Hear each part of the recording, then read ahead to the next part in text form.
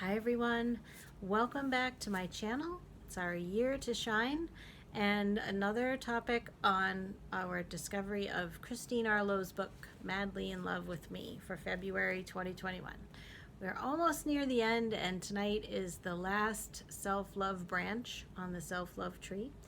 It is self-expression. Yeah, what do you think about this one? I think it can probably come easily or not so easily for people depending on where they are in the introvert and extrovert spectrum.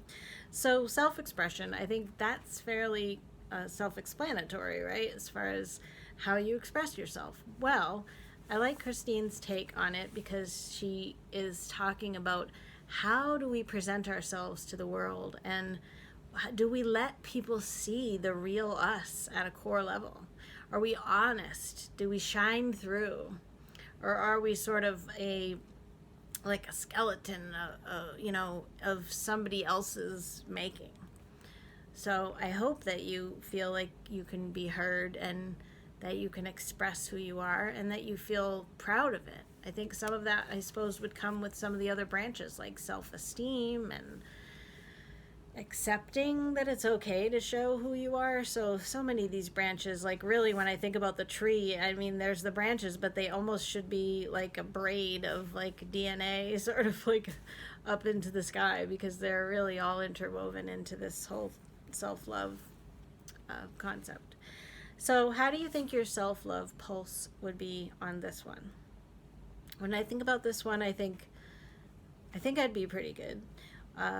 I think that overall, when there isn't as much risk, that I'm probably more comfortable having self-expression. But maybe in quote unquote intimate relationships, I don't mean necessarily romantic and sexual, I mean in really close, maybe family relationships in some cases, then I am a little bit guarded because there's more at stake, maybe, because here I am on the channel and I'm showing myself to the world, but I don't know who's watching, and it's easier for me to be like, I don't care, like Abraham Hicks, I've mentioned that a lot sometimes. When Esther's talking, she'll say that if somebody called you today and said, hello, I don't know you, and I'm just calling to tell you that I'll never talk to you again, you would be like, all right, I don't care. Like, I don't know who you are. But if somebody that you really did care about called you and said, I'm calling to tell you that I'm never going to call you again, then you really would care, right? So that's what I'm saying. And I'm not saying I don't care about any of you that I don't know. I don't mean it to come off that way. But I'm saying there's something sort of freeing about just expressing myself here. This is really an outlet of self-expression for me. But then when I'm in another situation where, like last video, we talked about, could I really say to a guy that I'm in a relationship with, could I say to him, like, you need to treat me with respect and honor me or whatever. Like, I was shaking in my boots, like she said in that chapter. So because there's more at stake there, so it's interesting when I think about this one. So I was just gonna say, I feel like my pulse would be pretty good, but I think that I'm sort of like, depends on what side of the coin I'm on and who I'm talking to. So we talked about essence a lot in the Enough book, and also in our Simple Abundance year, all of last year when we were going through Sarah Ban Breathnach's book.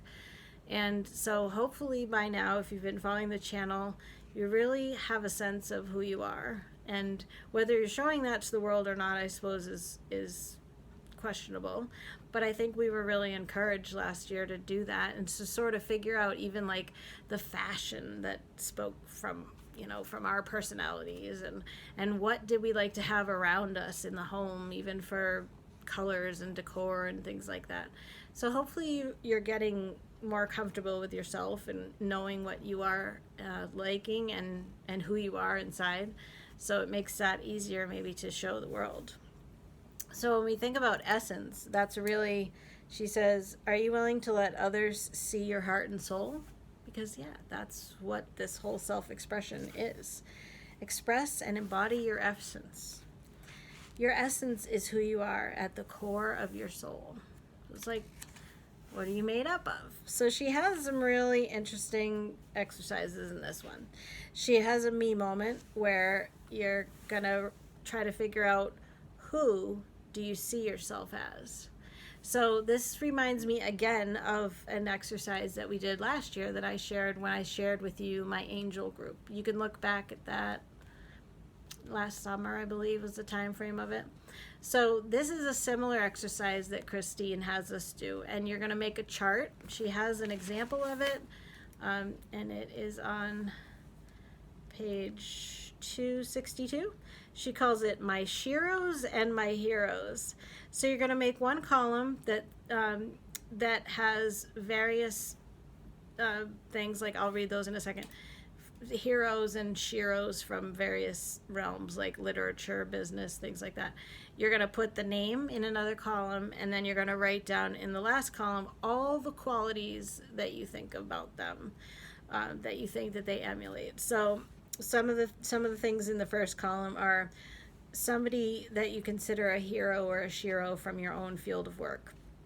Someone from literature, like an author or a fiction or nonfiction. Someone from business, someone from fashion, someone from television, from films, from cartoons, from movies, from music, from politics, and cooking or another field related, like maybe like a chef, I guess. Ancient history, sports, myths or children's stories, and then others. So this is similar but different to what I did when I put together my angel group, because those were people that really inspired me and that I felt like I would want to talk to, like for counsel on things. These are who your heroes and your sheroes are. I think that's a really neat thought. So once you have all of the qualities in the third column written down of all the things that you think of when you think of that particular character or the person in real life or the character from the movie or whatever, then you go through and you circle all of the ones that you think go along with your own self, or maybe who you would like to be too. You could include those as well. Then there's the really neat me art project that she has, and she's got it like you're gonna come out of the closet and you're going to show the world who you really are, and this is through artistic expression. So you're going to go and get a full body size sheet of butcher paper, from an art store, an office supply store. Choose one thick enough to glue things onto, and then you're going to grab magazines and scissors, glue, markers, and you're going to trace your body on the paper. I could see preteen, teenage girls getting really into this, especially. So, or better yet, have a friend who wants to make a me print to trace you. And then you're going to create a personal collage of yourself, aka a me print, using, of course, your own body. And so this will reflect the essence of who you are, all of you. And then after you're done, you'll put this silhouette up in your home and notice what you see. If you're really daring, you will let yourself be seen by others. You'll invite them to come over and tell you what they see in your me print. Wouldn't that be neat if you could do this as a group of ladies and you all did this as a project, and then everybody sort of looked at everybody else's and talked about it? So obviously you lie down and somebody traces you or you trace yourself, and you're going to go through the magazines and pull out photos and words that resonate with you. And you're going to cut the photos or words out into the shapes you want. You're going to paste them on. You're going to add your name. You're going to add words and images that you want on the me print. So that whole exercise with the heroes and sheroes is supposed to help inspire you and help you remember. Like, remember we were talking about what are some of your strengths, and you might have struggles coming up with that. Maybe that heroes and sheroes project will help you come up with some of those. And then you're going to tape it on the wall and look at it. You're going to soak yourself in. You're going to stand in front of it. So it'd almost be like a mirror, right? You're looking at it. And don't use your mind to explain the me print. Instead, open your heart and tap into the inner wisdom and notice what you feel about what you see, what you intuitively know about it, and what patterns you see, and write these things down. And then play an I See You, a daring adventure to do with friends.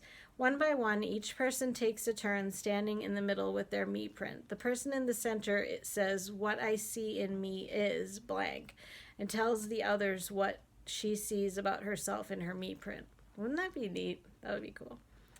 Once she is finished, the looking glass turns, and for 3 to 5 minutes she receives as her friends tell her what they see in her, beginning with the words, like insert the subject's name, to, like, Carolyn, "What I see in you is blank." That is, they tell her what they see when they look at her silhouette. It's important to begin with the comments with the person's name, and also saying "what I see in you is," because when you hear your name and the words "I see in you," your heart opens, Christine says. We feel seen and we receive the love we need. This love gives us the power to go out into the world and express ourselves fully. Filled up on love, we have less fear about being who we are, full out, freely, and for real, without apology. That's making me think of something, and I can't remember now if I've shared this ever on the channel. I don't think I have. But when I was in 11th grade, we got a piece of paper in a sociology class, and we put a circle on it, and we put our name in the middle, and it had like spokes coming out of it, so it looked sort of like a sun. And then the paper went around the room, and everybody, got a chance to have everybody else's paper, and it was anonymous, but you were going to write on for each little spoke, like you chose a spoke and you wrote something positive to them, something like, "You're a really great basketball player," or "You're really friendly to everybody," or something. So once you finally got your own paperback, you had this whole thing of very nice compliments, and it wasn't like the people had to say it to you directly, and you didn't know who said what. So, and I think everybody was respectful and said nice things. I don't remember if the teacher said something like, "If you can't say something nice, then don't say anything." Like, I don't remember him having to really say that. But I have that paper to this day. It's in one of the folders with my high school stuff, and that really meant a lot. That really meant a lot, especially when you're struggling with trying to have confidence or seeing the things that other people see. Like, if you have all this whole list of things like on the paper, that was really powerful. And this exercise that Christine talks about, where you would be with other women and they would say, like, "This is what they see in you," that really would help to boost the self-esteem and feelings of self-worth, and helping really to help you realize what other people see in you. And maybe when you look in the mirror, we've been doing this Cheryl Richardson Extreme Self-Care Challenge this month. Maybe when you look in the mirror, you can't see all those things that other people see when they look at you. I shouldn't even say maybe. I think a lot of us have trouble. I'd be surprised if everybody out there watching sees all the things that everybody else sees. I think we are our own worst critics, and this book has definitely been sharing that, right? So that little sun sheet that I was talking about that I have from 11th grade, it's similar to what my life coach had me do a few years ago, where I told you guys that she encouraged me to ask friends more specifically, and it was a longer thing that they gave to me. It was more like, what do I bring to the room? What is my essence in that respect as well? And so hearing that from other people can be very empowering. So maybe you can do something like that. Even in these COVID times, you can do things digitally, or have people email you them if you are afraid to ask them in person. And, am I already out at the end here? So the last daring act of love in this chapter is dance your freaky self full out. Let's see, I don't remember reading this one. Now that you have seen yourself, it's time to feel yourself in your body. Okay, here we go. Like I said, she always has like a somatic sort of element to things, where she's trying to get this not only psychologically in, but also in emotion sort of way. So now, let's see what she says. With all that you have learned about your essence, choose 3 songs that resonate with you and express who you are. Okay, we've talked about this before too. You are about to have a private dance party where you move according to your essence, no matter how silly, outrageous, or different it may look. Your goal is to find the movements that express your essence. Oh, wow. So the movements even are going to express the various things. Sing out loud, dance freely, move your body as if the two of you were having a private soul train session. Don't bother worrying about who can see you. That's the whole point. You don't care. This is about you liberating a part of yourself that has been stuffed away, afraid to express herself. Dance, be bold, and fly free. As you listen to the music, bring in the different essences you have discovered through your adventure in this chapter, and try out body movements that relate to the words of the songs. I'm laughing because I'm just trying to think of, like, how would you dance, like an interpretive dance of various essences? I don't know. I'm going to have to think about this. Use your body to express the words and bring your essence more fully to life. To enhance the staying power of your newly embodied and enlivened expression, make this daring act of love a daily or weekly practice. Use the same 3 songs and have the same have the same private dance. I don't know why I added a word there. Continuing to move your body as she needs to in order to express your essence. And then there's a double dare. Do this dance in your driveway or backyard where the sun or the stars and the moon can see you. There is something super liberating about dancing outside. Sure, someone may see you, but who cares? This is a private dance just for you. Yeah, I mean, you could go out and under the stars and do it. Yeah, there's that whole ecstatic dance too, right? Where they this is the sort of thing they do. It's like spiritual dancing. And so anyway, I'm trying to think of, like, how would I do an interpretive, expressive dance about my essence? I don't know. I feel like it would be hilarious. Because I do. But if it's nobody else can see it, I like the idea of picking the songs too. That's fun. And last year on one of the videos, I talked about making a personal song list for yourself of songs that express who you are. Not necessarily your favorite songs, but like the lyrics to songs that are like resonant to your experience in life or emotions, things like that. And so she's got the 3 songs here, and then you're dancing your freak on. What does she say? Get your freaky self full out. Dance your freaky self full out. And it's making me think of, too, occasionally, you know, when you can have those question books where you ask things.